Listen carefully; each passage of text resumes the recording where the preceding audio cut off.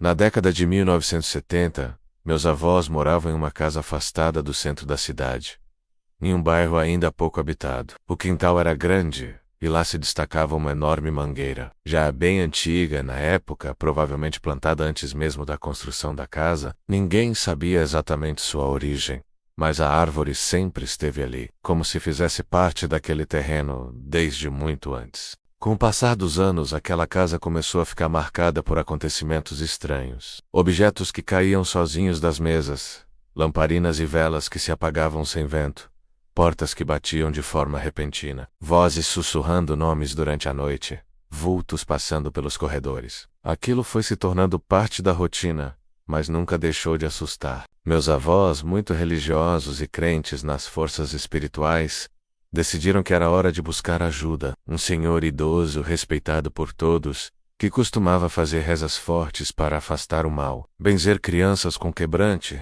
e proteger casas de influências negativas. Ao chegar, o benzedor caminhou lentamente pela casa. Sentiu algo estranho no ar. Acendeu várias velas ao redor da construção. Todas permaneciam acesas, menos as que estavam no quintal. Lá, misteriosamente, as velas não ficavam acesas por muito tempo. Foi então que ele apontou.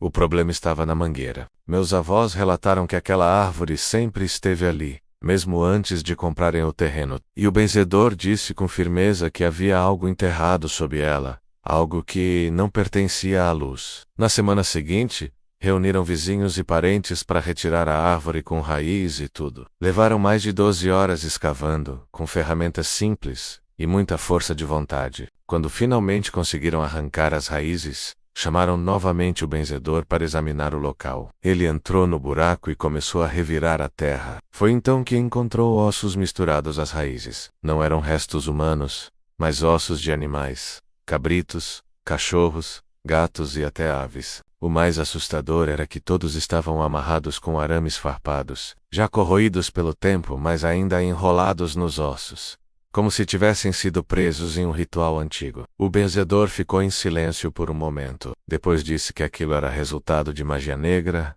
talvez até de práticas de voodoo ou bruxaria. Explicou que a região tinha um passado ligado à escravidão, e que muitos segredos antigos ainda permaneciam enterrados por ali. Mesmo assim, não havia como saber quem fez aquilo ou por quê. O importante era que algo foi revelado, e agora poderia ser libertado. Ele recomendou rezas constantes, e que toda a casa fosse protegida com orações diárias. Durante o mês seguinte, minha família se reuniu todas as noites para rezar o terço.